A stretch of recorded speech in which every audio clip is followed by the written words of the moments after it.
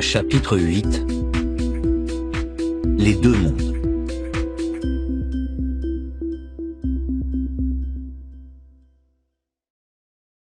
Nous avons maintenant défini précisément les notions en jeu, et surtout, nous nous sommes familiarisés avec les ordres de grandeur atteints en pratique par l'inégalité face au travail et face au capital dans les différentes sociétés.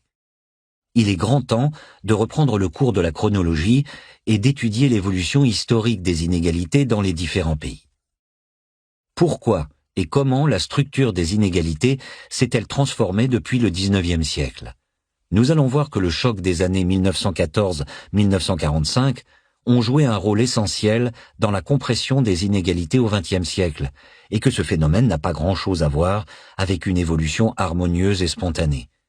Nous verrons également que la hausse des inégalités depuis les années 1970-1980 met en jeu de très fortes variations entre pays, ce qui suggère là aussi que les facteurs institutionnels et politiques ont joué un rôle central.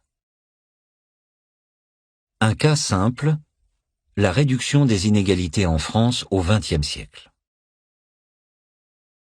Nous allons commencer par étudier assez longuement le cas de la France, qui a le mérite d'être bien documenté grâce à la richesse des sources historiques disponibles, relativement simple et linéaire, autant qu'une histoire de l'inégalité peut l'être, et surtout globalement représentatif de l'évolution générale observée dans plusieurs pays européens, tout du moins en Europe continentale. Par certains côtés, le cas du Royaume-Uni est intermédiaire entre le cas européen et le cas américain, ainsi dans une large mesure qu'au Japon. Puis nous passerons au cas des États-Unis, et enfin, nous étendrons l'analyse à l'ensemble des pays développés et émergents pour lesquels il existe des données historiques adéquates. Nous avons représenté sur le graphique 8.1 deux évolutions.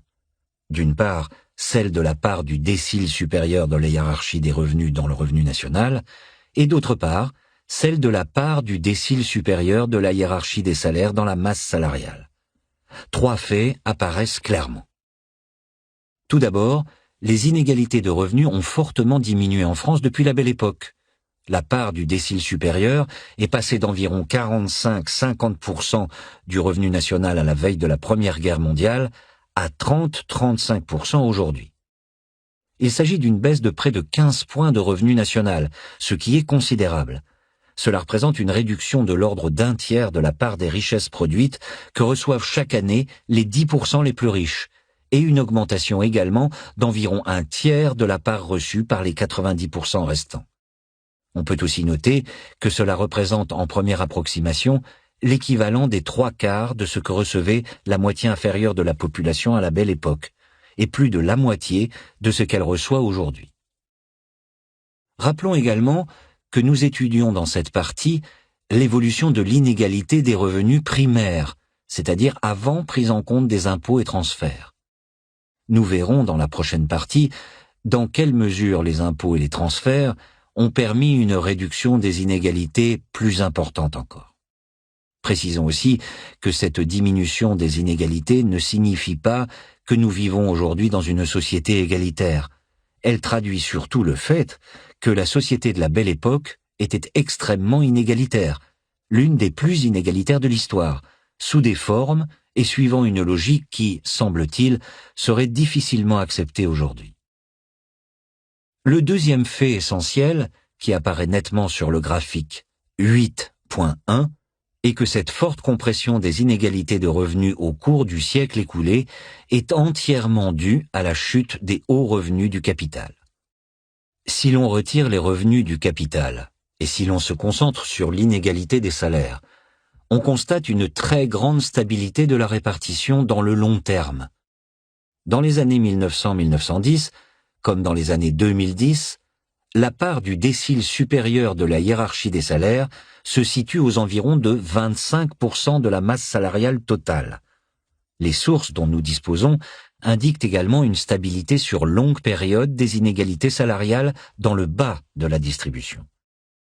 Par exemple, les 50% des salariés les moins bien payés ont toujours reçu autour de 25-30% de la masse salariale totale, soit un salaire moyen au sein de ce groupe de l'ordre de 50-60% du salaire moyen de l'ensemble des salariés, sans tendance claire dans le long terme. Le niveau des salaires a évidemment beaucoup changé depuis un siècle, et la structure des métiers et des qualifications s'est totalement transformée.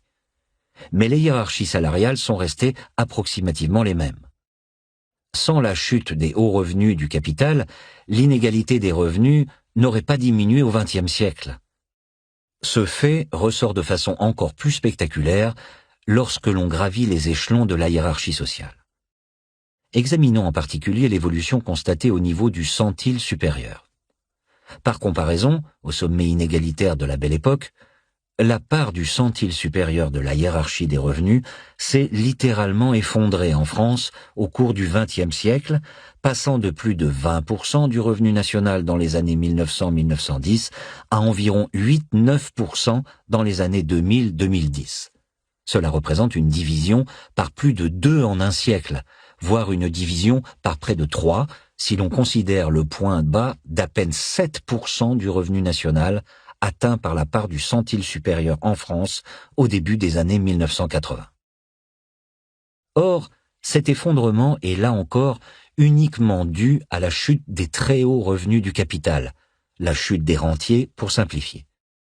Si l'on se concentre sur les salaires, alors on constate que la part du centile supérieur est presque totalement stable sur longue période, autour de 6-7% de la masse salariale. À la veille de la Première Guerre mondiale, l'inégalité des revenus, telle que mesurée par la part du centile supérieur, était plus de 3 fois plus forte que l'inégalité des salaires. Aujourd'hui, elle est plus forte d'à peine 1/3 et se confond dans une large mesure avec l'inégalité des salaires, à tel point que l'on pourrait s'imaginer, à tort, que les revenus du capital ont quasiment disparu. Pour résumer, la réduction des inégalités en France au XXe siècle se résume dans une large mesure à la chute des rentiers et à l'effondrement des très hauts revenus du capital.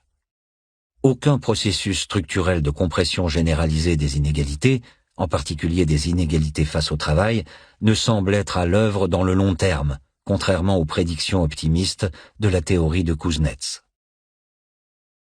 Il s'agit là d'un enseignement fondamental concernant la dynamique historique de la répartition des richesses, sans doute la leçon la plus importante du XXe siècle, d'autant plus que l'on retrouve ces mêmes faits avec de légères variations dans l'ensemble des pays développés.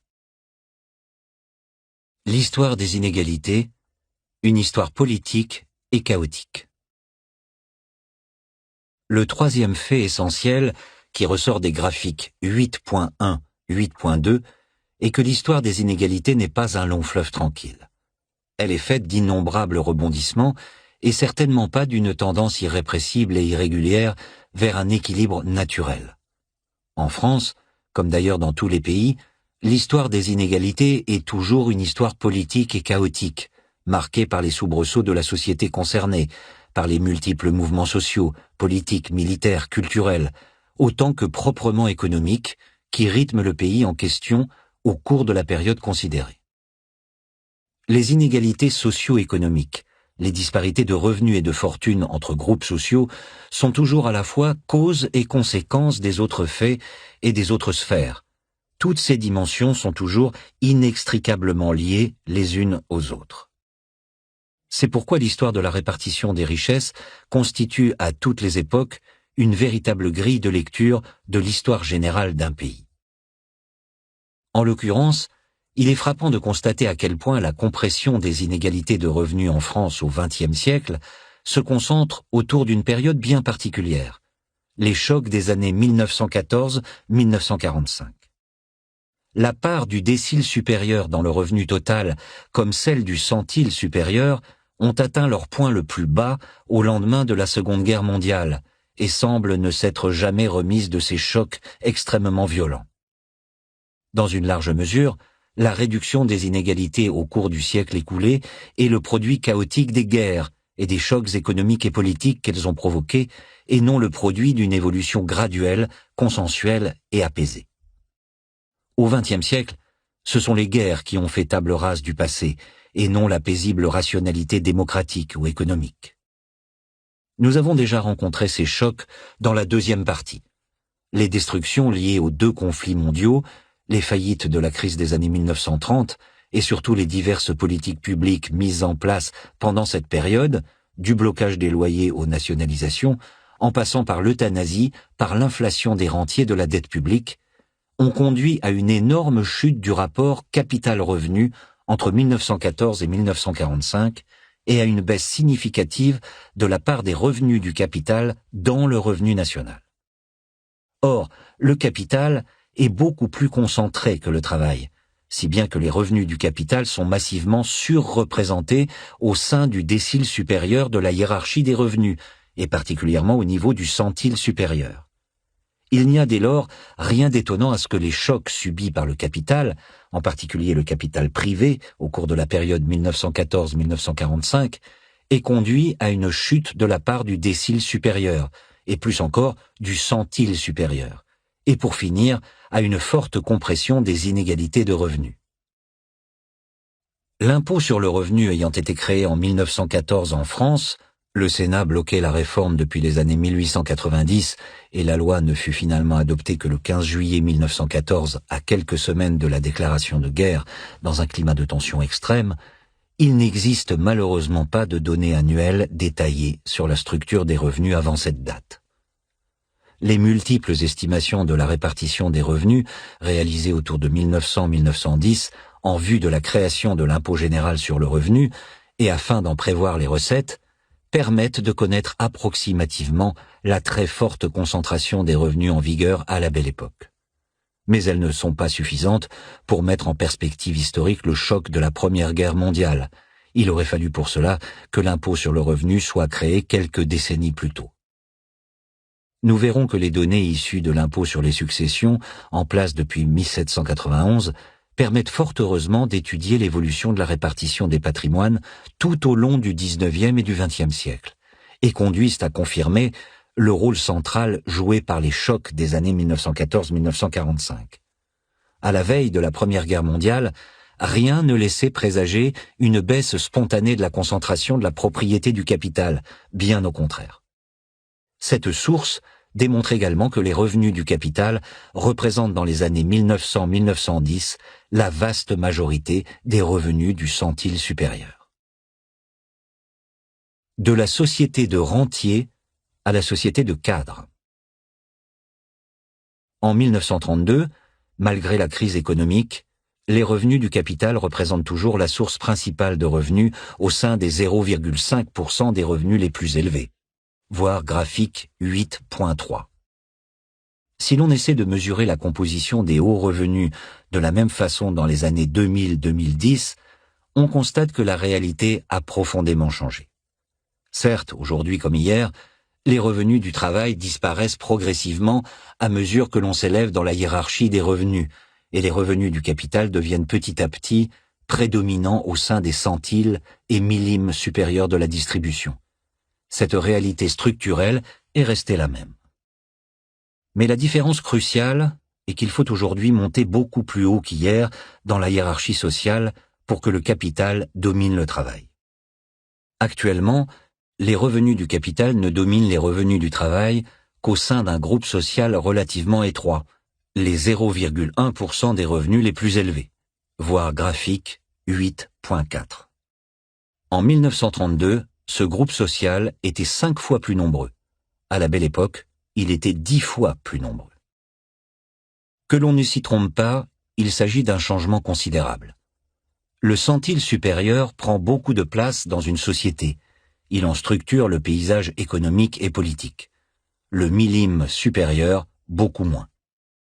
Pour mémoire, le centile supérieur regroupe 500 000 personnes adultes sur 50 millions dans la France du début des années 2010. C'est une question de degré, mais c'est une question importante. Il est des moments où le quantitatif devient qualitatif. Ce changement explique également pourquoi la part du centile supérieur de la hiérarchie des revenus dans le revenu national est aujourd'hui à peine plus élevée que la part du centile supérieur des salaires dans la masse salariale. Les revenus du capital ne prennent une importance décisive qu'au sein du millime supérieur, voire du 10 millime supérieur, si bien qu'il pèse peu au niveau de la part du centile supérieur considéré dans son ensemble. Dans une large mesure, Nous sommes passés d'une société de rentiers à une société de cadres, c'est-à-dire d'une société où le centile supérieur est massivement dominé par des rentiers, des personnes détenant un patrimoine suffisamment important pour vivre des rentes annuelles produites par ce capital, à une société où le sommet de la hiérarchie des revenus, y compris le centile supérieur, est composé très majoritairement de salariés à haut salaire, de personnes vivant du revenu de leur travail. On pourrait aussi dire, plus exactement, ou si l'on souhaite être moins positif, que nous sommes passés d'une société de super-rentiers à une société de rentiers moins extrême que celle du passé, avec davantage d'équilibre entre la réussite par le travail et par le capital. Il est important d'insister sur le fait que ce grand bouleversement ne doit rien en France à un quelconque élargissement de la hiérarchie salariale, qui a été globalement stable sur longue période. Le salariat n'a jamais été ce bloc homogène que l'on imagine parfois, et s'explique entièrement par la chute des hauts revenus du capital. Pour résumer, en France, ce sont les rentiers, ou tout du moins les 9/10 d'entre eux, qui sont passés au-dessous des cadres. Ce ne sont pas les cadres qui sont passés au-dessus des rentiers. Il nous faudra comprendre les raisons de cette transformation à long terme qui n'a a priori rien d'évident, puisque nous avons vu dans la deuxième partie que le rapport capital-revenu n'est pas loin d'avoir retrouvé en ce début du XXIe siècle son niveau florissant de la Belle Époque. L'effondrement des rentiers, entre 1914 et 1945, est la partie évidente de l'histoire. Il est plus complexe et d'une certaine façon plus important et intéressant de comprendre les raisons exactes de leur non-reconstitution. Parmi les facteurs structurels qui ont pu limiter la concentration des patrimoines depuis la Seconde Guerre mondiale et qui ont ainsi contribué à empêcher à ce jour la reconstitution d'une société de rentiers aussi extrême que celle de l'avant-Première Guerre mondiale, on pense évidemment à la mise en place d'une fiscalité lourdement progressive sur les revenus comme sur les patrimoines et les successions, quasiment inexistante au XIXe siècle et jusqu'aux années 1920.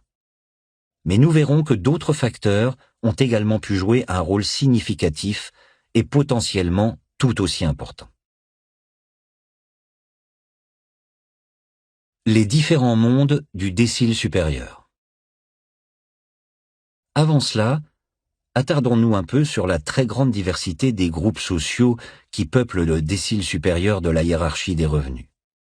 Car outre que les frontières entre les différents sous-groupes se sont déplacées au cours du temps, les revenus du capital dominaient autrefois l'ensemble du centile supérieur et ne dominent plus aujourd'hui que le millime supérieur, le fait que plusieurs mondes cohabitent au sein du décile supérieur permet également de mieux comprendre les évolutions souvent chaotiques observées dans le court terme et le moyen terme.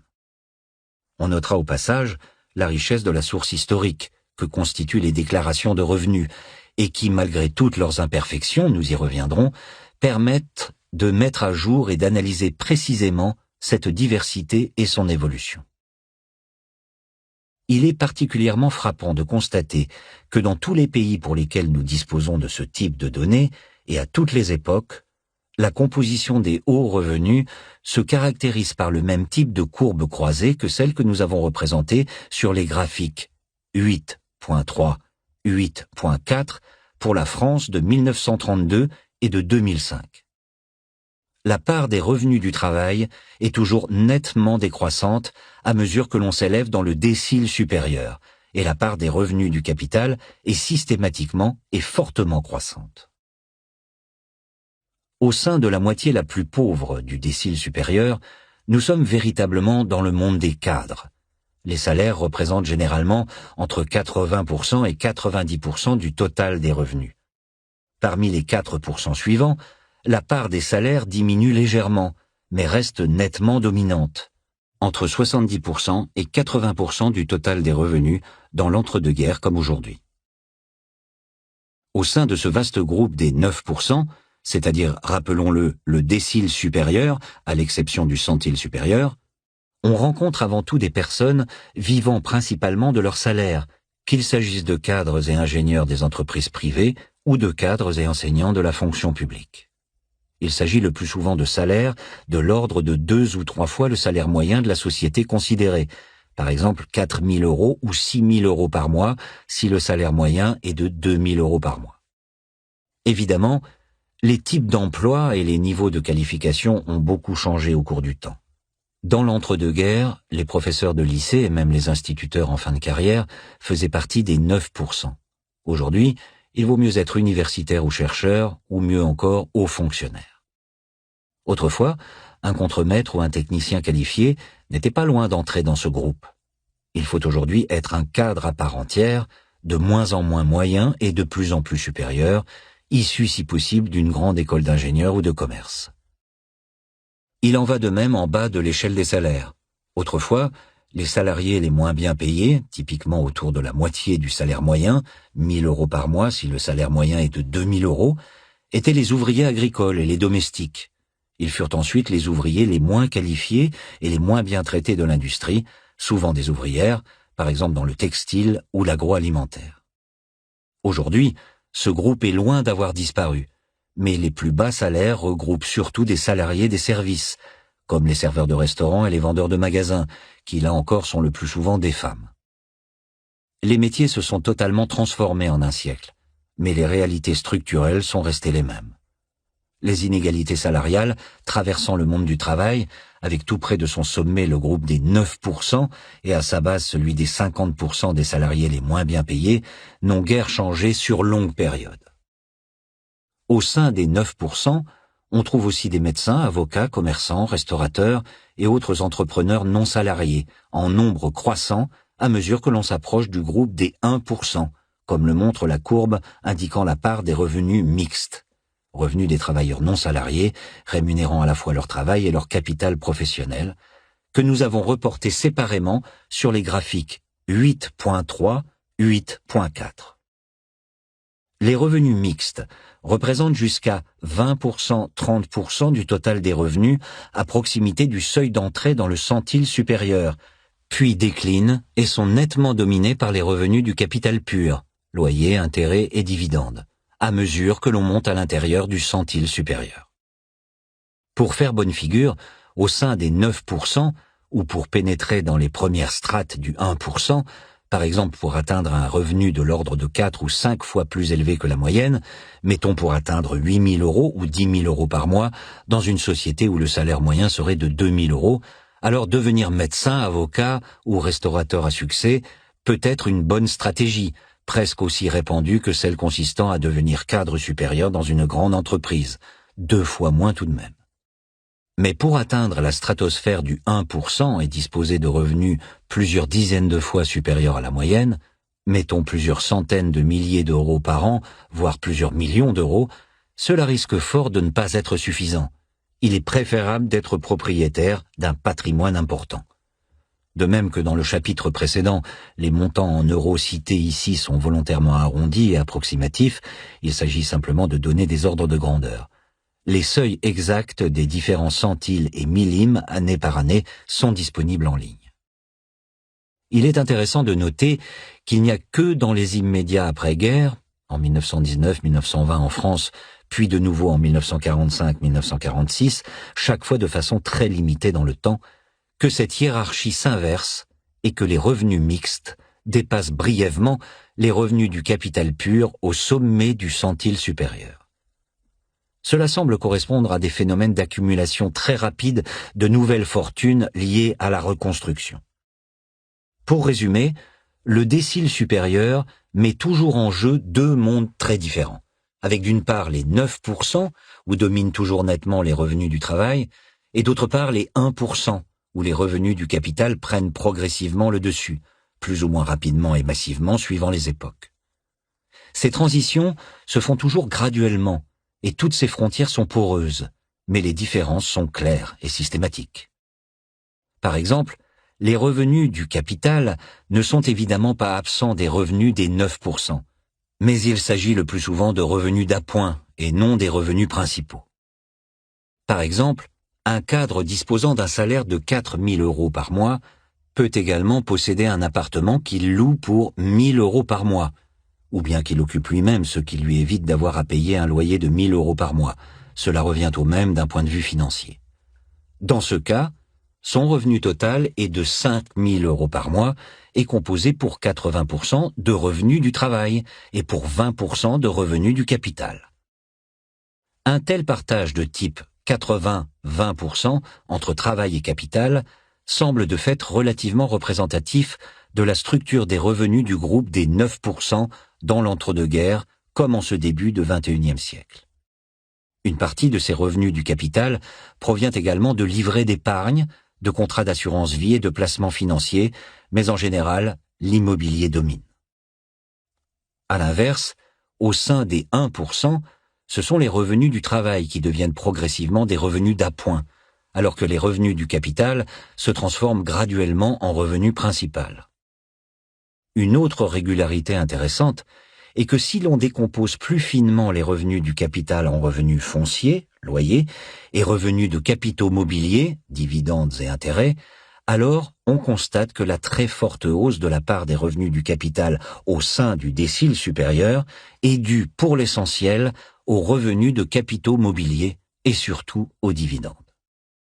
Par exemple, en France, la part des revenus du capital passe d'à peine 20% au niveau des 9% à environ 60% au niveau du 10 millime supérieur, les 0,01% des revenus les plus élevés, en 1932 comme en 2005.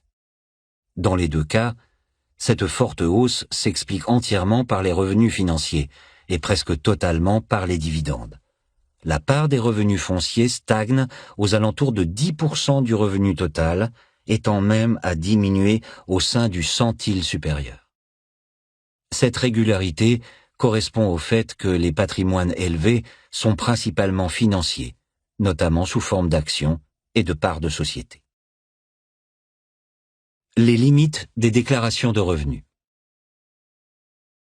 Au-delà de toutes ces régularités intéressantes, il faut toutefois souligner les limites de la source fiscale utilisée ici. Tout d'abord, nous prenons uniquement en compte sur les graphiques 8.3-8.4 qui montrent la composition des hauts revenus en France en 1932 et en 2005, les revenus du capital figurant dans les déclarations de revenus. Cela nous conduit à sous-estimer leur importance, à la fois du fait de l'évasion fiscale. Il est plus facile de dissimuler un revenu de placement qu'un salaire, par exemple au travers de comptes bancaires détenus à l'étranger, dans des pays peu coopératifs avec le pays de résidence du détenteur, et de l'existence de régimes dérogatoires permettant à certaines catégories de revenus du capital d'échapper en toute légalité à l'impôt général sur le revenu, dont le principe général, à l'origine, en France comme dans tous les pays, était pourtant l'imposition de tous les revenus, quelle que soit leur forme. Compte tenu du fait que les revenus du capital sont surreprésentés au sein du décile supérieur, cette sous-déclaration des revenus du capital implique également que les parts du décile supérieur et du centile supérieur indiquées sur les graphiques 8.1, 8.2, qui se fondent uniquement sur les revenus déclarés pour la France comme pour tous les autres pays que nous allons étudier, sont sous-estimées.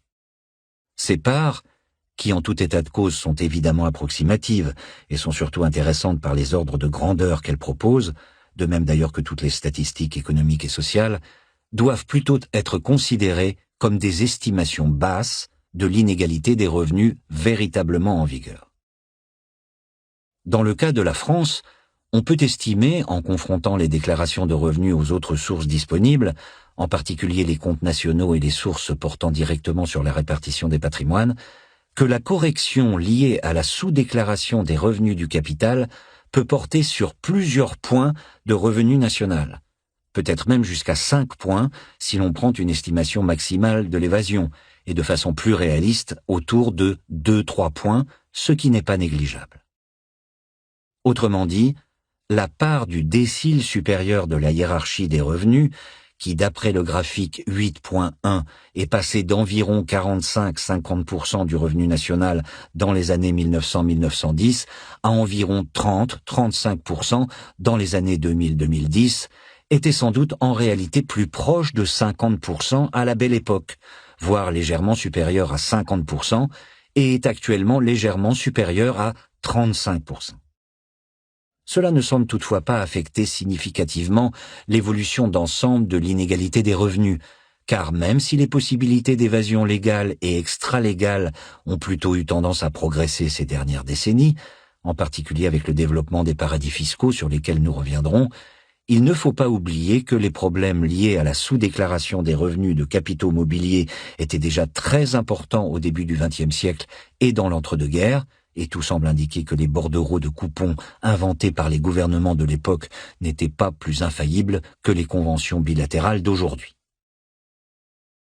Autrement dit, en première approximation, on peut considérer que la prise en compte de l'évasion, légale ou non, conduirait à relever les niveaux d'inégalité mesurés à partir des déclarations de revenus dans des proportions comparables aux différentes époques, et par conséquent, sans modifier substantiellement les tendances et les évolutions dans le temps. Il faut cependant insister sur le fait que nous n'avons pas cherché à ce jour à faire de nouvelles corrections de façon systématique et cohérente dans les différents pays.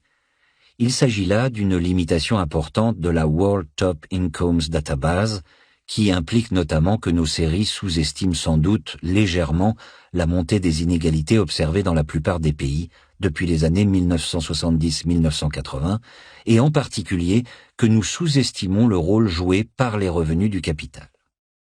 À dire vrai, les déclarations de revenus constituent une source de moins en moins adéquate pour étudier les revenus du capital, et il est indispensable de la compléter par d'autres sources, qu'il s'agisse de sources macroéconomiques, telles que celles utilisées dans la deuxième partie pour étudier la dynamique du rapport capital-revenu et le partage capital-travail du revenu national, ou microéconomiques, telles que celles permettant d'étudier directement les répartitions de patrimoine que nous mobiliserons dans les prochains chapitres. Précisons également que les différences de règles fiscales concernant les revenus du capital peuvent également biaiser les comparaisons entre pays. En général, les loyers, les intérêts et les dividendes sont pris en compte de façon relativement proche dans les différents pays. En revanche, il existe des variations importantes concernant les plus-values. Par exemple, les plus-values ne sont pas prises en compte de façon complète et homogène dans les données fiscales françaises. Nous les avons donc exclues purement et simplement, alors qu'elles ont toujours été relativement bien enregistrées dans les données fiscales américaines. Cela peut faire une différence importante, car les plus-values, en particulier les gains réalisés lors de la vente d'actions, constituent une forme de revenu du capital qui est fortement concentrée au sein des très hauts revenus, parfois encore plus que les dividendes. Par exemple, si l'on incluait les plus-values dans les graphiques 8.3-8.4, alors la part des revenus du capital au niveau du 10 millime supérieur serait non pas de 60%, mais plutôt de l'ordre de 70-80% suivant les années. Afin de ne pas biaiser les comparaisons, nous prendrons soin de présenter les résultats obtenus pour les États-Unis avec et sans plus-value. L'autre limitation importante des déclarations de revenus est que cette source ne comprend par définition aucune information sur l'origine des patrimoines.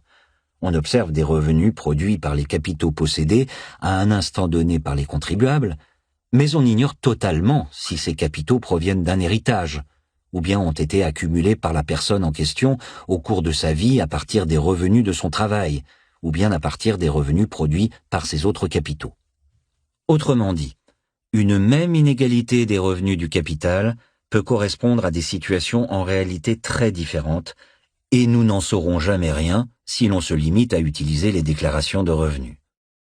En général, pour ce qui concerne les très hauts revenus du capital, les patrimoines correspondants paraissent tellement importants qu'il est difficile d'imaginer qu'ils soient issus d'une modeste épargne salariale, ni même d'une épargne plus conséquente d'un cadre très supérieur. Tout laisse alors à penser que le poids de l'héritage est prédominant. Nous verrons cependant dans les prochains chapitres que l'importance relative de l'héritage et de l'épargne dans la constitution des patrimoines a beaucoup évolué au cours de l'histoire, et que cette question mérite d'être étudiée de près. Là encore, il nous faudra avoir recours à des sources portant directement sur les patrimoines et sur les successions. Le chaos de l'entre-deux-guerres. Reprenons le cours de la chronologie et de l'évolution de l'inégalité des revenus en France au cours du siècle écoulé. Entre 1914 et 1945, la part du centile supérieur de la hiérarchie des revenus chute presque continuellement, passant graduellement de plus de 20% en 1914 à tout juste 7% en 1945, voire graphique 8.2. Cette chute continue reflète la longue série, quasiment ininterrompue, de chocs subis par le capital et ses revenus au cours de cette période. En revanche, la baisse de la part du décile supérieur de la hiérarchie des revenus est beaucoup moins régulière. Une première baisse semble se produire pendant la Première Guerre mondiale, mais elle est suivie d'une remontée irrégulière pendant les années 1920, et surtout par une très nette et a priori très surprenante remontée entre 1929 et 1935, avant de laisser place à une forte baisse en 1936-1938 et à un effondrement pendant les années de la Seconde Guerre mondiale. Pour finir, la part du décile supérieur, qui était de plus de 45% en 1914, tombe à moins de 30% du revenu national en 1944-1945. Précisons que l'administration fiscale française, pendant toutes les années de la Seconde Guerre mondiale, poursuit, comme si de rien n'était, ses opérations de collecte des déclarations de revenus, de dépouillement et de confection de tableaux statistiques issus de ces dépouillements. Il s'agit même de l'âge d'or de la mécanographie. On vient d'inventer des techniques de tri automatique de cartes perforées, ce qui permet de faire très rapidement toutes sortes de tableaux croisés, alors qu'auparavant, les dépouillements se faisaient manuellement, si bien que les publications statistiques du ministère des Finances n'ont jamais été aussi riches et détaillées que pour ces années-là. Si l'on considère l'ensemble de la période 1914-1945, alors les deux baisses sont tout à fait cohérentes. La part du décile supérieur a baissé de près de 18 points d'après nos estimations, dont près de 14 points pour le centile supérieur. La part du décile supérieur est passée de 47% à 29% du revenu national et celle du centile supérieur est passée de 21 à 7%. Autrement dit, les 1% expliquent à eux seuls environ les 3/4 de la chute de l'inégalité entre 1914 et 1945, et les 9% en expliquent environ 1/4. Cela n'a rien d'étonnant, compte tenu de l'extrême concentration du capital au sein des 1%, qui, de surcroît, détiennent souvent des placements plus risqués, nous y reviendrons. En revanche, les différences observées à l'intérieur de la période semblent a priori plus surprenantes. Comment se fait-il que la part du décile supérieur monte fortement pendant la crise de 1929, ou tout du moins jusqu'en 1935, alors même que la part du centile supérieur chute, notamment entre 1929 et 1932. En réalité, si l'on regarde les choses de plus près, année par année, chacune de ces variations s'explique parfaitement bien, et l'ensemble permet de revisiter de façon éclairante la période chaotique de l'entre-deux-guerres et les très fortes tensions entre groupes sociaux qui la caractérisent. Et pour bien comprendre tout cela, il faut prendre en compte le fait que les 9% et les 1% ne vivent pas du tout des mêmes revenus. Les 1% vivent avant tout des revenus issus de leur patrimoine, et en particulier des intérêts et des dividendes que leur versent les entreprises, dont ils possèdent les obligations et les actions. Il est donc naturel que la part du centile supérieur baisse fortement pendant la crise de 1929, marquée par l'effondrement de l'activité économique, la chute des profits des entreprises et les faillites en cascade. Les 9% constituent au contraire le monde des cadres, qui sont en réalité les grands bénéficiaires, relativement aux autres catégories, de la crise des années 1930. En effet, ils sont beaucoup moins touchés par le chômage que les salariés plus modestes qu'eux. En particulier, ils ne connaissent pas les énormes taux de chômage partiel ou total qui frappent les ouvriers des secteurs industriels. Et ils sont également beaucoup moins touchés par la chute des profits des entreprises que les revenus placés au-dessus d'eux. Au sein du groupe social des 9%, les cadres de la fonction publique et les enseignants s'en sortent particulièrement bien. Ils viennent de bénéficier de la grande vague de revalorisation des salaires de fonctionnaires de 1927-1931. Il faut dire que ces derniers avaient beaucoup souffert pendant la Première Guerre mondiale et l'inflation du début des années 20, surtout en haut de l'échelle. Et ils sont totalement préservés du risque de chômage, si bien que la masse salariale du secteur public se maintient au même niveau nominal jusqu'en 1933 et ne baisse que légèrement en 1934-1935 au moment des fameux décrets-lois Laval visant à réduire les salaires des fonctionnaires. Alors que la masse salariale du secteur privé baisse de plus de 50% entre 1929 et 1935. La très forte déflation qui sévit alors en France, Les prix chutent au total de 25% entre 1929 et 1935, dans un contexte d'effondrement des échanges et de la production, jouent un rôle central dans ce processus. Les personnes qui ont la chance de conserver leur emploi et leur salaire nominal, typiquement les fonctionnaires, connaissent en pleine dépression une hausse de pouvoir d'achat et de leur salaire réel du fait de la chute des prix.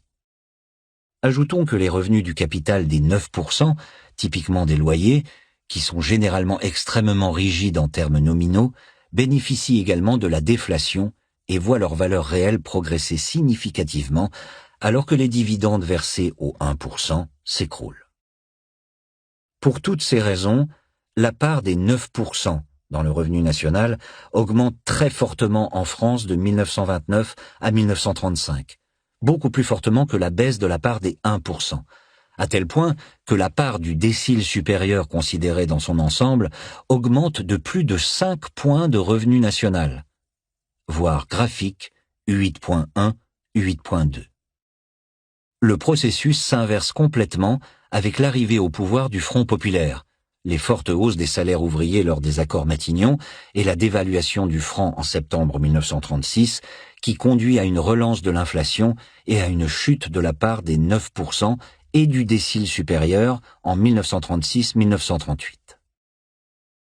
On notera au passage l'intérêt qu'il y a de décomposer finalement l'inégalité des revenus par centile et par catégorie de revenus.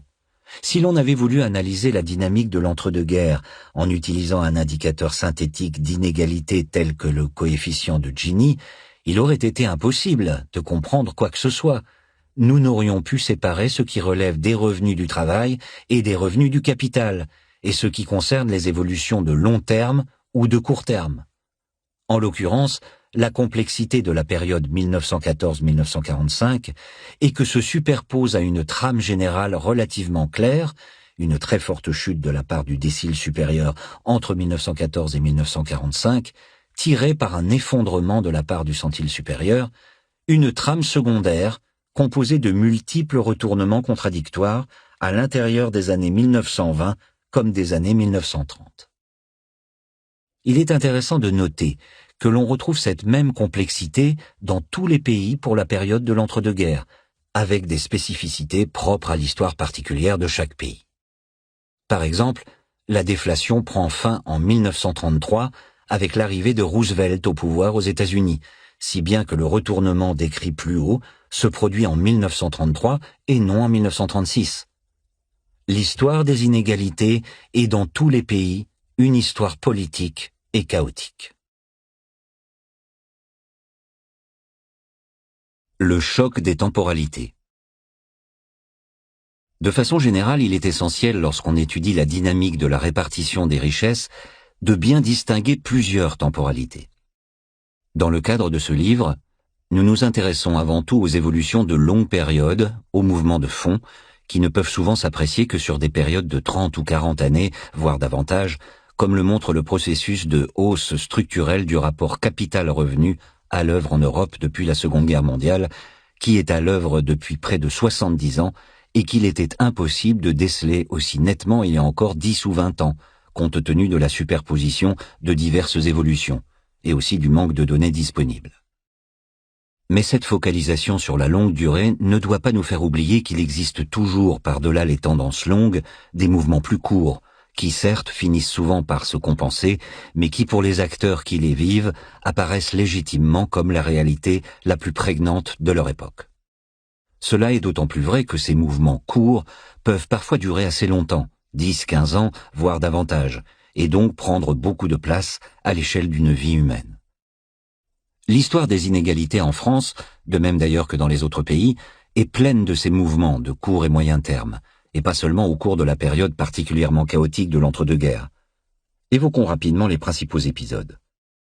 Pendant chacune des deux guerres mondiales, on assiste à des phénomènes de compression des hiérarchies salariales, suivis pendant chacun des après-guerres, dans les années 1920 puis à la fin des années 40 et dans les années 1950-1960, de mouvements de reconstitution et d'élargissement des inégalités salariales. Il s'agit de mouvements de grande ampleur. la part des 10% des salariés les mieux payés dans la masse salariale totale baisse d'environ 5 points pendant chaque conflit qu'elle récupère ensuite. On observe ces mouvements pour les grilles de salaire de la fonction publique aussi bien que dans le secteur privé, et à chaque fois selon le scénario suivant: pendant les guerres, l'activité économique chute, l'inflation augmente, les salaires réels et le pouvoir d'achat se mettent à diminuer, et dans ce processus, les salaires les plus bas tendent généralement à être revalorisés et protégés de l'inflation un peu plus généreusement que les salaires les plus élevés, ce qui peut provoquer des changements importants de la répartition de la masse salariale si l'inflation est importante. Cette meilleure indexation des salaires bas et moyens peut s'expliquer par l'importance des perceptions de justice sociale et des normes d'équité au sein du salariat. On cherche à éviter une trop forte chute du pouvoir d'achat pour les plus modestes et on demande aux plus aisés d'attendre la fin du conflit avant d'obtenir une revalorisation complète. Cela joue clairement un rôle dans la fixation des grilles de salaire de fonctionnaires, et il en va probablement de même, au moins en partie, dans le secteur privé. On peut aussi imaginer que la mobilisation dans les armées ou les camps de prisonniers d'une part importante de la main-d'œuvre jeune et peu qualifiée améliore pendant les guerres la position relative des bas et moyens salaires sur le marché du travail. En tout état de cause, ces mouvements de compression des inégalités salariales ont chaque fois été annulés dans les périodes d'après-guerre, et on pourrait donc être tenté de les ignorer complètement. Pourtant, pour les personnes qui ont connu ces périodes, il est évident que ces épisodes ont été extrêmement marquants. En particulier, la question du redressement de la hiérarchie des salaires, pour le secteur public comme dans le privé, a fait partie dans les deux cas des dossiers politiques, sociaux et économiques les plus brûlants de l'après-guerre. Si l'on examine maintenant l'histoire des inégalités en France au cours de la période 1945-2010, on distingue très nettement trois phases. Les inégalités de revenus progressent fortement de 1945 à 1966-1967, la part du décile supérieur passe de moins de 30% du revenu national à environ 36-37%, puis diminue fortement de 1968 à 1982-1983. La part du décile supérieur retombe à tout juste 30%. Et enfin, les inégalités augmentent régulièrement depuis 1983, si bien que la part du décile supérieur atteint environ 33% dans les années 2000-2010. On retrouve approximativement les mêmes inflexions au niveau du centile supérieur et des inégalités salariales. Là encore, ces différentes phases se compensant plus ou moins, il est tentant de les ignorer et de se concentrer sur la relative stabilité à long terme au cours de la période 1945-2010. Et, de fait, si l'on s'intéresse uniquement aux évolutions de très longues périodes, le phénomène marquant en France au XXe siècle est la forte compression des inégalités de revenus entre 1914 et 1945 et la relative stabilité ensuite. En réalité, chacun de ces points de vue a sa légitimité et son importance, et il nous semble essentiel de parvenir à penser conjointement ces différentes temporalités. Le temps long d'une part, et le court et moyen terme d'autre part. Nous avons déjà abordé ce point lorsque nous avons étudié les évolutions du rapport capital-revenu et du partage capital-travail dans la deuxième partie, voir en particulier chapitre 6. Il est intéressant de noter que les mouvements du partage capital-travail et ceux de l'inégalité à l'intérieur des revenus du travail ont tendance à aller dans le même sens et à se renforcer mutuellement dans le court et moyen terme, mais pas nécessairement sur longue période. Par exemple, chacune des deux guerres mondiales se caractérise à la fois par une baisse de la part du capital dans le revenu national et du rapport capital-revenu, et par une compression des inégalités salariales. De façon générale, l'inégalité a plutôt tendance à suivre une évolution procyclique, c'est-à-dire à aller dans le même sens que le cycle économique, par opposition aux évolutions contracycliques. Dans les phases de boom économique, la part des profits dans le revenu national tend à augmenter, et les hauts salaires, primes et bonus compris, augmentent souvent plus vite que les salaires bas et moyens, et inversement dans les phases de ralentissement ou de récession, dont les guerres peuvent être vues comme une forme extrême. Il existe cependant toutes sortes de facteurs, notamment politiques, qui font que ces mouvements ne dépendent pas seulement du cycle économique. La forte hausse des inégalités françaises entre 1945 et 1967 conjugue à la fois une forte hausse de la part du capital dans le revenu national et des inégalités salariales, tout cela dans un contexte de forte croissance économique. Le climat politique joue sans doute un rôle. Le pays est tout entier concentré sur la reconstruction, et la priorité n'est pas la diminution des inégalités, d'autant plus que chacun sent bien qu'elles ont énormément diminué à la suite des guerres. Les salaires des cadres, ingénieurs et autres personnels qualifiés progressent structurellement plus vite que les salaires bas et moyens dans les années 1950-1960, et dans un premier temps, personne ne semble s'en émouvoir. Un salaire minimum national a bien été créé en 1950, mais il n'est presque jamais revalorisé par la suite, si bien qu'il décroche fortement par comparaison à l'évolution du salaire moyen. La rupture intervient en 1968. Le mouvement de mai 1968 a des racines étudiantes, culturelles et sociétales qui vont évidemment bien au-delà de la question des salaires, même si le sentiment de lassitude vis-à-vis du modèle de croissance productiviste et inégalitaire des années 1950-1960 a sans doute joué un rôle. Mais son débouché politique le plus immédiat est clairement d'ordre salarial. Pour sortir de la crise, le gouvernement du général de Gaulle signe les accords de Grenelle, qui comprennent notamment une hausse de 20% du salaire minimum. Le salaire minimum sera officiellement indexé, partiellement, sur le salaire moyen en 1970, et surtout tous les gouvernements successifs, de 1968 à 1983, se sentiront tenus d'accorder presque chaque année de très forts coups de pouce dans un climat social et politique en pleine ébullition. C'est ainsi que le pouvoir d'achat du salaire minimum progresse au total de plus de 130% entre 1968 et 1983, alors que, dans le même temps, le salaire moyen ne progresse que d'environ 50%, d'où une très forte compression des inégalités salariales. La rupture avec la période précédente est franche et massive. Le pouvoir d'achat du salaire minimum avait progressé d'à peine 25% entre 1950 et 1968, alors que le salaire moyen avait plus que doublé. Tirée par la forte hausse des bas salaires, la masse salariale dans son ensemble progresse sensiblement plus vite que la production au cours des années 1968-1983, d'où la baisse considérable de la part du capital dans le revenu national étudiée dans la deuxième partie et la compression particulièrement forte des inégalités de revenus. Le mouvement s'inverse de nouveau en 1982-1983. Le nouveau gouvernement socialiste, issu des élections de mai 1981, aimerait sans doute prolonger ce mouvement.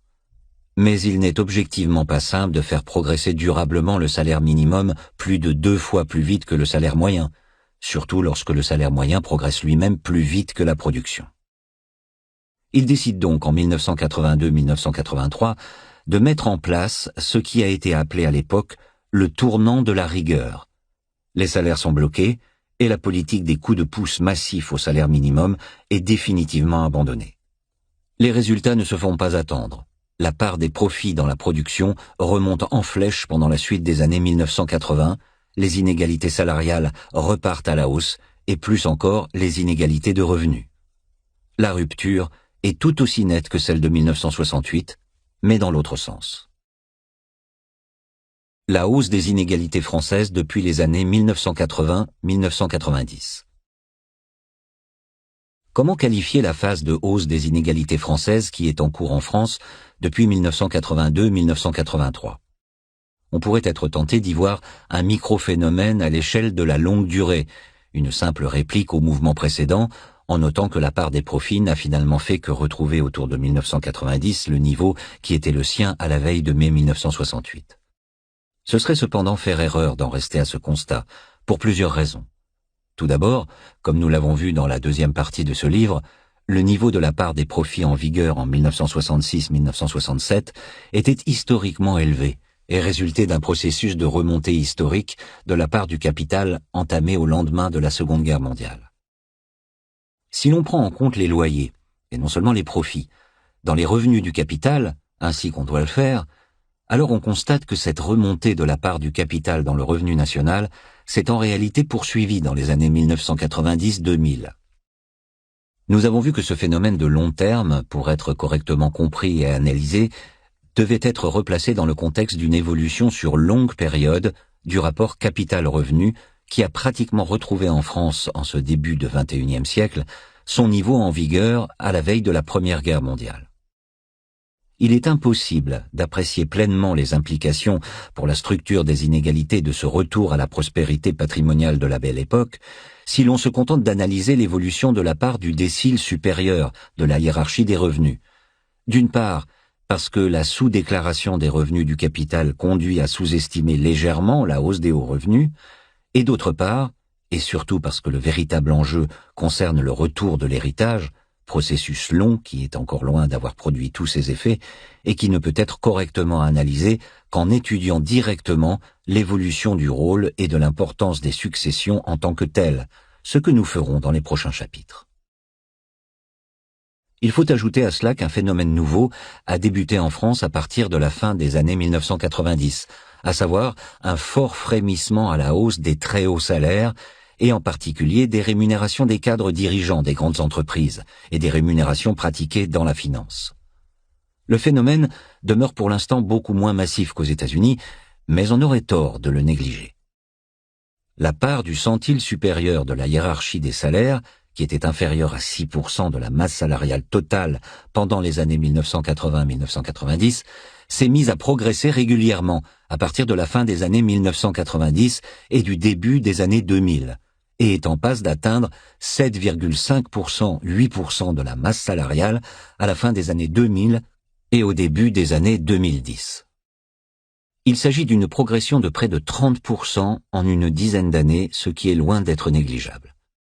Si l'on monte plus haut encore dans la hiérarchie des salaires et des bonus, et si l'on étudie les 0,1% ou les 0,01% des salaires les plus élevés, on trouve des progressions plus fortes encore, avec des hausses de pouvoir d'achat supérieures à 50% en 10 ans. Dans un contexte de très faible croissance et de quasi-stagnation du pouvoir d'achat de la masse des salaires et des salariés, des évolutions aussi favorables n'ont pas manqué de susciter l'attention. Il s'agit de fait d'un phénomène radicalement nouveau qui ne peut être correctement apprécié qu'en le mettant en perspective internationale.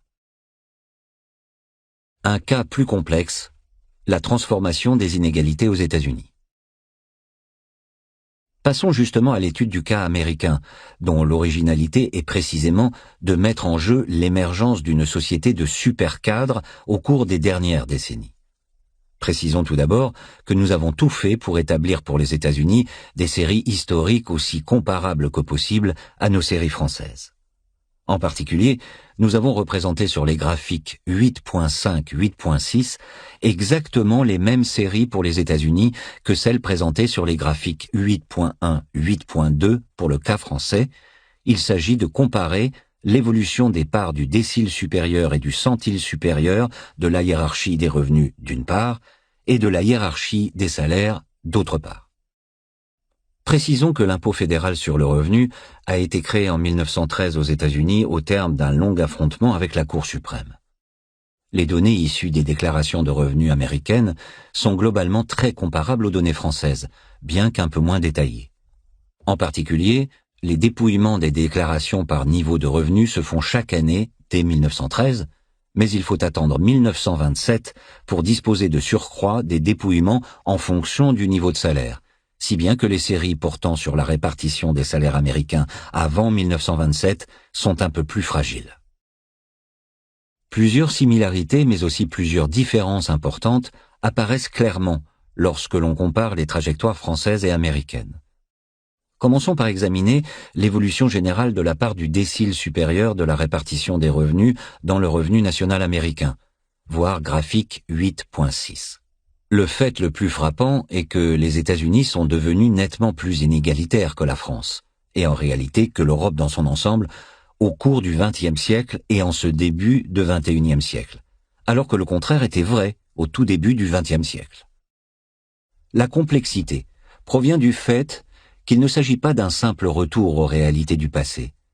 L'inégalité américaine des années 2010 est tout aussi extrême quantitativement que celle qui caractérise la vieille Europe autour de 1900-1910, mais sa structure est assez nettement différente. Examinons les choses dans l'ordre. Tout d'abord, à la Belle Époque, l'inégalité des revenus semble significativement plus forte sur le vieux continent. Dans les années 1900-1910, d'après les données dont nous disposons, le décile supérieur de la hiérarchie des revenus détient un peu plus de 40% aux États-Unis contre 45-50% en France, et sans doute encore un peu plus au Royaume-Uni, comme nous le verrons plus loin. Cela correspond à une double différence. D'une part, le rapport capital-revenu était plus élevé en Europe, de même que la part du capital dans le revenu national, comme nous l'avons étudié dans la deuxième partie. Et d'autre part, l'inégalité de la propriété du capital était un peu moins extrême au Nouveau Monde. Cela ne signifie évidemment pas que la société américaine de 1900-1910 correspondait à l'idéal mythique d'une société égalitaire de pionniers. En réalité, les États-Unis étaient déjà à cette époque une société fortement inégalitaire, beaucoup plus par exemple que l'Europe aujourd'hui. Il suffit de relire Henry James ou de prendre conscience du fait que l'horrible Hockney, dans le luxe du Titanic en 1912, a bel et bien existé, et pas seulement dans l'imagination de James Cameron, pour réaliser qu'il existait aussi une société de rentiers à Boston, à New York ou à Philadelphie, et pas seulement à Paris ou à Londres. Simplement, l'inégalité de la répartition du capital et donc des revenus qui en sont issus était moins extrême qu'en France ou au Royaume-Uni.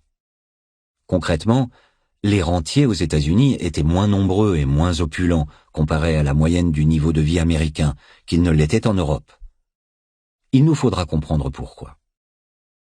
L'inégalité des revenus progresse cependant très fortement en Amérique pendant les années 1920 et atteint un premier sommet à la veille de la crise de 1929 avec près de 50% du revenu national pour le décile supérieur, soit un niveau plus élevé qu'en Europe au même moment, compte tenu des forts chocs déjà subis par les capitaux européens depuis 1914.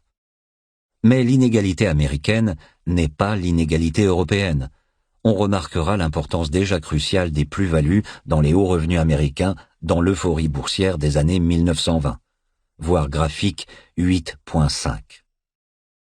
Pendant la crise économique mondiale des années 1930, particulièrement violente aux États-Unis qui en sont le cœur, puis pendant les années de la Seconde Guerre mondiale, dans le contexte d'un pays tout entier mobilisé sur l'effort de guerre et aussi sur sa sortie de crise, on assiste à une très forte compression des inégalités de revenus outre-Atlantique, comparable par certains côtés à ce que l'on observe en Europe au cours de la même période. De fait, comme nous l'avons vu dans la deuxième partie, les chocs subis par les capitaux américains sont loin d'être négligeables. Pas de destruction physique due aux guerres, certes, mais de très forts chocs liés à la Grande Dépression et aux chocs fiscaux considérables décidés par le gouvernement fédéral américain dans les années 1930-1940. Au final, si l'on considère la période 1910-1950 dans son ensemble, on constate toutefois que la compression des inégalités est sensiblement moins forte aux États-Unis qu'en France, et plus généralement qu'en Europe. Pour résumer, les États-Unis partaient d'un sommet inégalitaire moins haut à la veille de la Première Guerre mondiale et parviennent à un point moins bas au lendemain de la Seconde Guerre mondiale. La période 1914-1945 est l'histoire du suicide de l'Europe et de sa société de rentiers, pas du suicide de l'Amérique. L'explosion des inégalités américaines depuis les années 1970-1980. Des années 1950 aux années 1970, les États-Unis connaissent la phase la moins inégalitaire de leur histoire. Le décile supérieur de la hiérarchie des revenus détient de l'ordre de 30%, 35% du revenu national américain, soit approximativement le même niveau qu'en France aujourd'hui. C'est l'Amérique qu'on aime dont parle Paul Krugman avec nostalgie, l'Amérique de son enfance. Dans les années 1960, à l'époque de la série Mad Men et du général de Gaulle, les États-Unis étaient de fait moins inégalitaires que la France, où la part du décile supérieur avait fortement progressé et dépassé nettement les 35%, tout du moins pour ceux qui avaient la peau blanche. Depuis les années 1970-1980, on assiste à une explosion sans précédent des inégalités de revenus aux États-Unis. La part du décile supérieur est progressivement passé d'environ 30-35% du revenu national dans les années 1970 à environ 45-50% dans les années 2000-2010, soit une hausse de près de 15 points de revenu national américain. L'allure de la courbe est assez impressionnante, et il est naturel de se demander jusqu'où une telle évolution peut aller. Par exemple, si les choses continuent au même rythme, la part du décile supérieur dépassera les 60% du revenu national d'ici à 2030. Plusieurs points méritent d'être précisés dès maintenant concernant cette évolution. Tout d'abord, rappelons que les séries représentées sur le graphique 8.5, de même que l'ensemble des séries de la World Top Incomes Database, prennent uniquement en compte les revenus figurant dans les déclarations de revenus, et en particulier ne cherchent pas à corriger la sous-déclaration des revenus du capital pour des raisons légales ou extra-légales. Compte tenu de l'écart croissant entre la masse des revenus du capital, en particulier dividendes et intérêts, enregistrés dans les comptes nationaux américains et celles observées dans les déclarations de revenus, et compte tenu aussi du développement rapide des paradis fiscaux, flux que les comptes nationaux eux-mêmes ne prennent pour une large part pas en compte, il est probable que le graphique 8.5 sous-estime la hausse de la part du décile supérieur qui a véritablement eu lieu. En confrontant les différentes sources disponibles, on peut estimer que la part du décile supérieur a sans doute légèrement dépassé les 50% du revenu national américain à la veille de la crise financière de 2008, puis de nouveau au début des années 2010. Ensuite, on notera que l'euphorie boursière et les plus-values n'expliquent qu'une part limitée de la hausse structurelle de la part du décile supérieur au cours des 30-40 dernières années. Certes, les plus-values ont atteint aux États-Unis des niveaux inédits lors de la bulle Internet en 2000, puis de nouveau en 2007. Dans les deux cas, les plus-values représentent à elles seules de l'ordre de 5 points de revenu national supplémentaire pour le décile supérieur, ce qui est énorme. Le précédent record, qui datait de l'année 1928, à la veille du krach boursier de 1929, était d'environ 3 points de revenu national. Mais de tels niveaux ne sont pas tenables très longtemps, comme le montrent les très fortes variations d'une année sur l'autre observées sur le graphique 8.5. Pour finir, les incessants mouvements de court terme des plus-values et des marchés boursiers ajoutent beaucoup de volatilité à l'évolution de la part du décile supérieur, et contribue sans nul doute à la volatilité de l'économie américaine dans son ensemble, mais ne contribue guère à la hausse structurelle des inégalités. Si l'on retire purement et simplement les plus-values des revenus, ce qui n'est pas satisfaisant non plus compte tenu de l'importance prise aux États-Unis par cette forme de rémunération, alors on constate que la hausse de la part du décile supérieur est presque aussi forte. Elle passe d'environ 32% dans les années 1970 à plus de 46% en 2010, soit une hausse de 14 points de revenu national.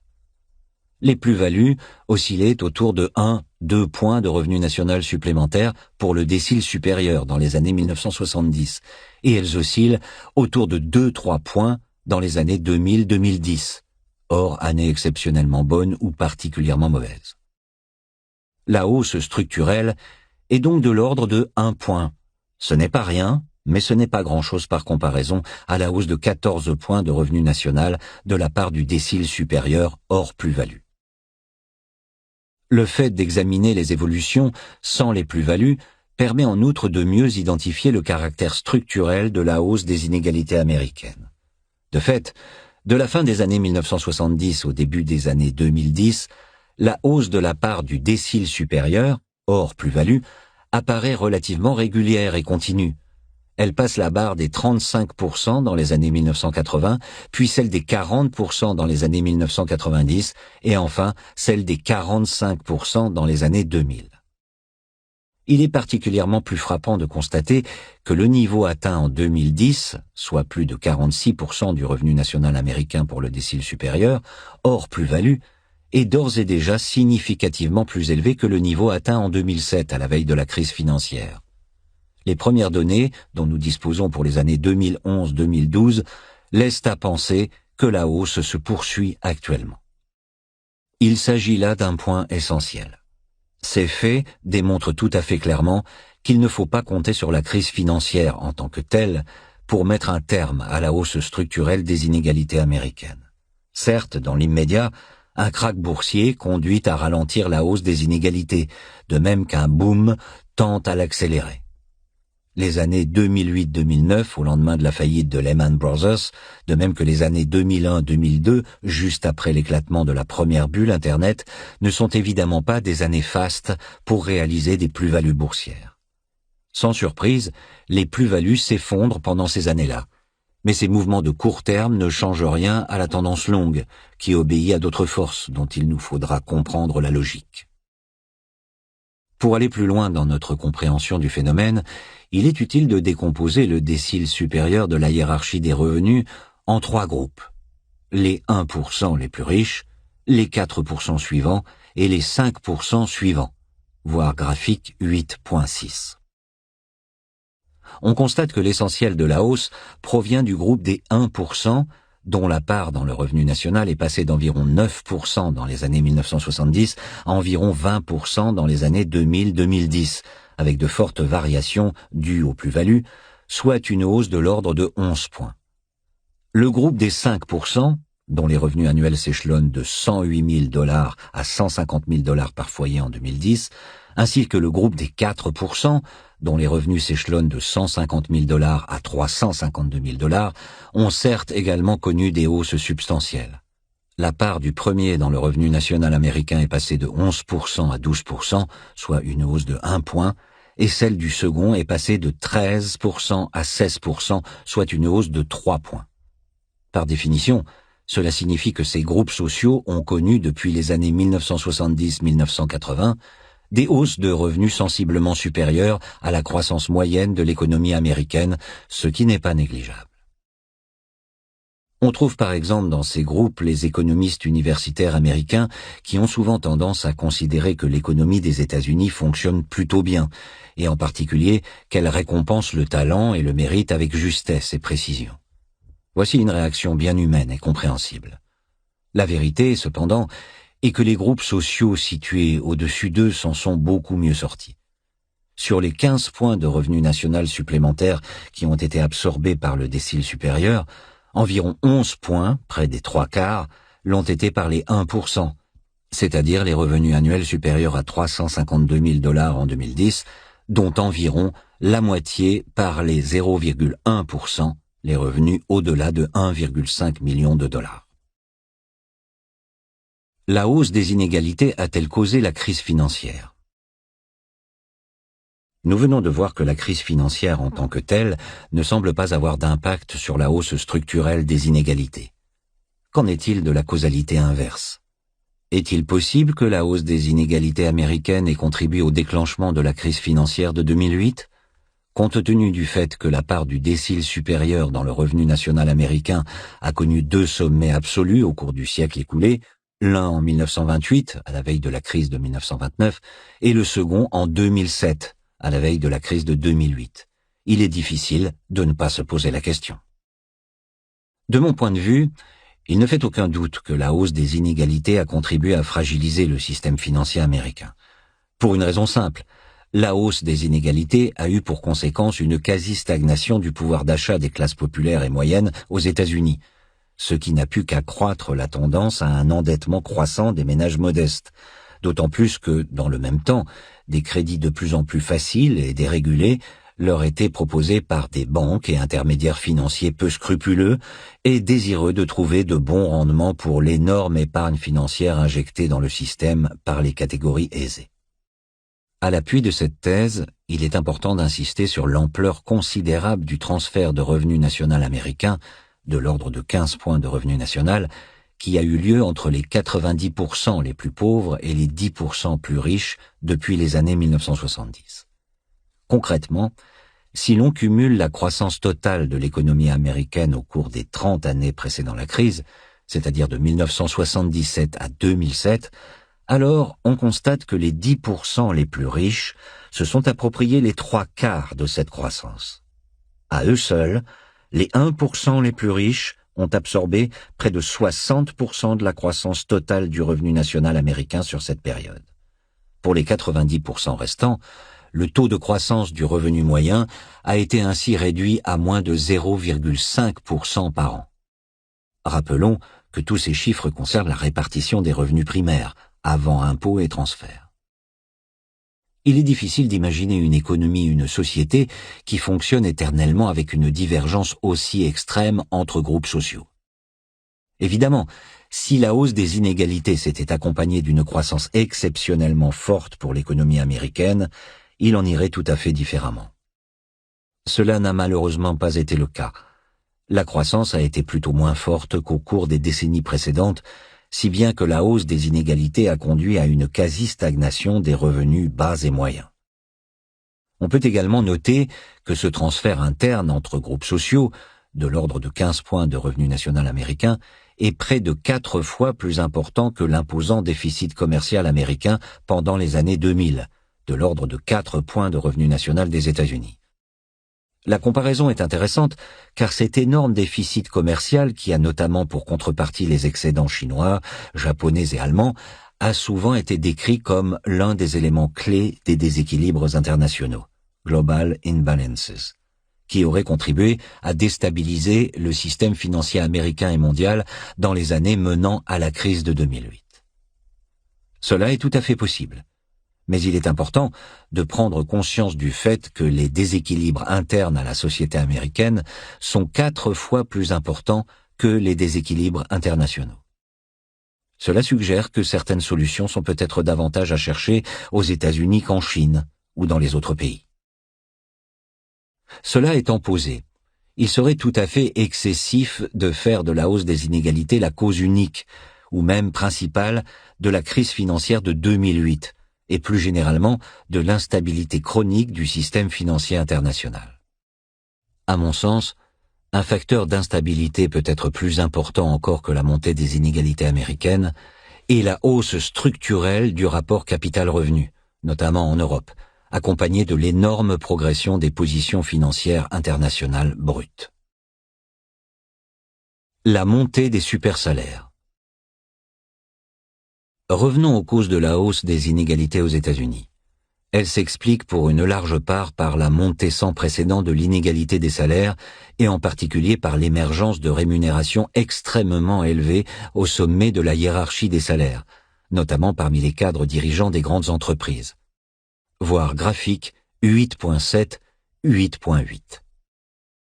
De façon générale, l'inégalité des salaires américains a connu des transformations importantes au cours du siècle écoulé, avec en particulier un élargissement de la hiérarchie au cours des années 1920, une relative stabilité pendant les années 1930, puis une très forte compression pendant les années de la Seconde Guerre mondiale. Cette phase de grande compression de la hiérarchie salariale américaine a été amplement étudiée. Elle met notamment en jeu le National War Labor Board, autorité qui de 1941 à 1945 doit approuver les hausses de salaire aux États-Unis, et qui généralement n'accorde les autorisations que pour les plus bas salaires. En particulier, les salaires des cadres dirigeants sont systématiquement gelés en termes nominaux et ne seront que très partiellement relevés à la fin de la guerre. Pendant les années 1950-1960, l'inégalité des salaires se stabilise à un niveau relativement faible aux États-Unis, plus faible par exemple qu'en France. La part du décile supérieur de la hiérarchie des salaires est d'environ 25% de la masse salariale et la part du centile supérieur autour de 5-6% de la masse salariale. Puis, à partir du milieu des années 1970 et tout au long des années 1980-2010, les 10% des salaires les plus élevés et plus encore les 1% les plus élevés se mettent à croître structurellement plus vite que la moyenne des salaires.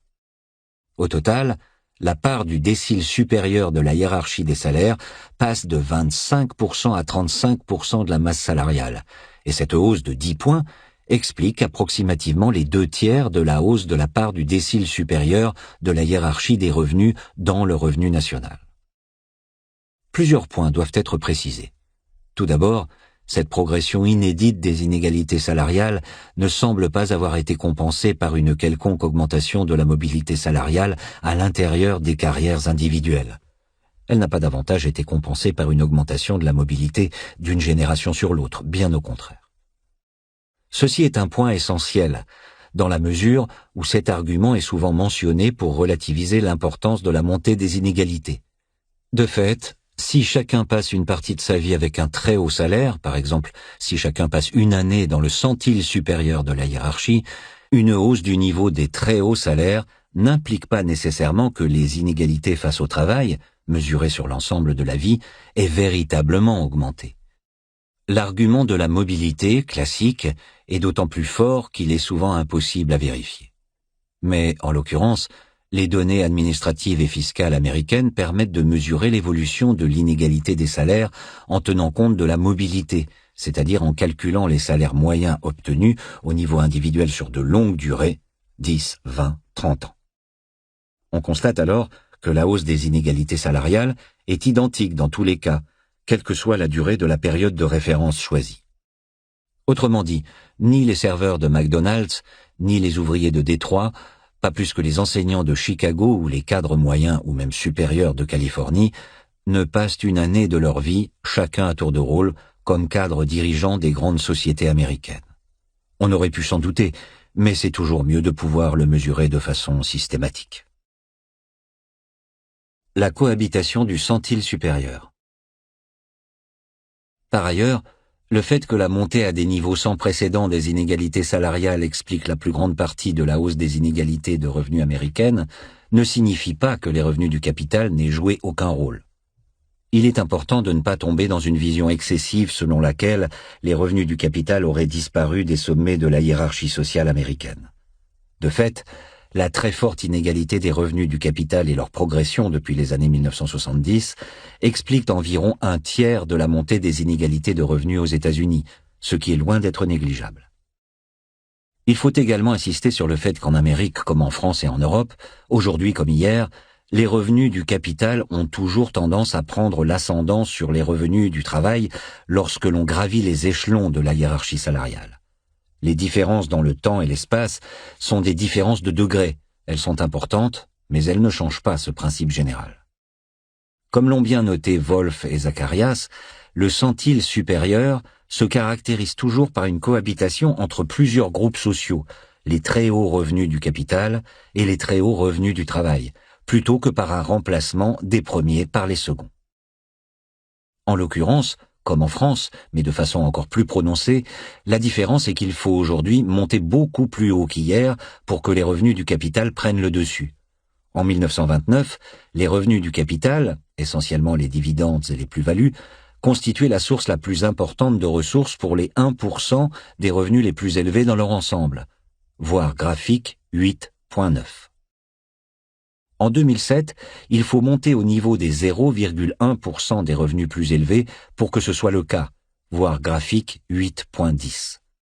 Encore faut-il préciser que cela tient au fait que nous incluons les plus-values dans les revenus du capital. Sans les plus-values, les salaires apparaîtraient comme la source principale de revenus jusqu'au niveau des 0,01% des revenus les plus élevés. Le dernier point qui mérite d'être précisé, et c'est peut-être le plus important, et que la montée des très hauts revenus et des très hauts salaires reflète avant tout l'avènement des supercadres, c'est-à-dire d'un groupe de cadres dirigeants des grandes entreprises parvenant à obtenir des niveaux de rémunération extrêmement élevés, inédits dans l'histoire.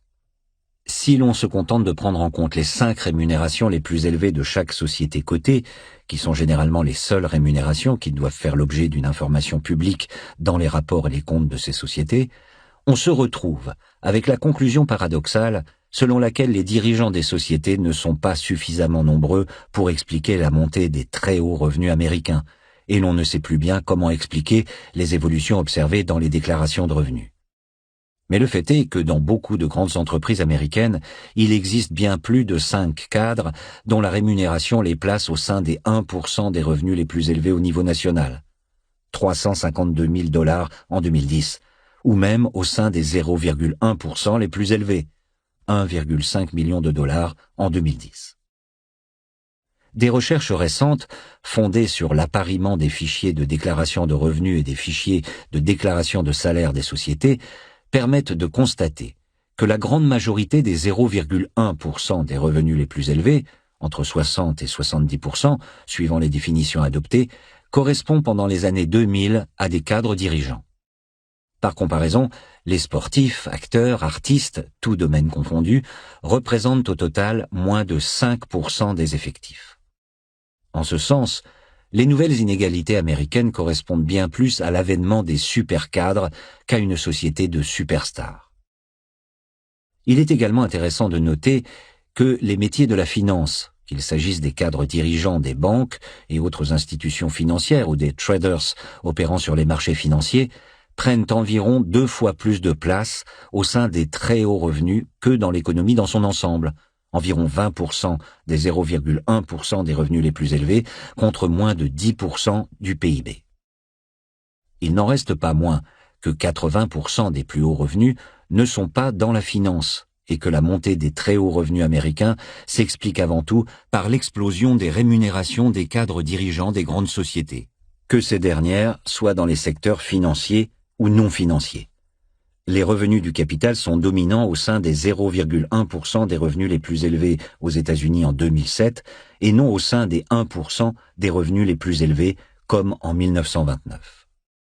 Précisons enfin qu'en accord avec les règles fiscales américaines et aussi avec la logique économique, nous avons inclus dans les salaires l'ensemble des primes et bonus versés aux cadres dirigeants ainsi que la valeur d'exercice des stock options, forme de rémunération qui a joué un rôle important dans la montée des inégalités salariales.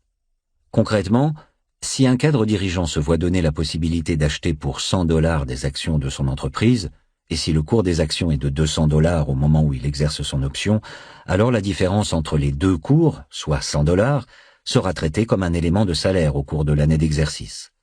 Si le cadre dirigeant vend ensuite ses actions à un prix plus élevé encore, mettons $250, alors la différence, soit $50, sera enregistrée comme une plus-value. La très forte volatilité des primes, bonus et valeurs d'exercice des options explique les fluctuations importantes de la part des hauts salaires dans les années 2000-2010.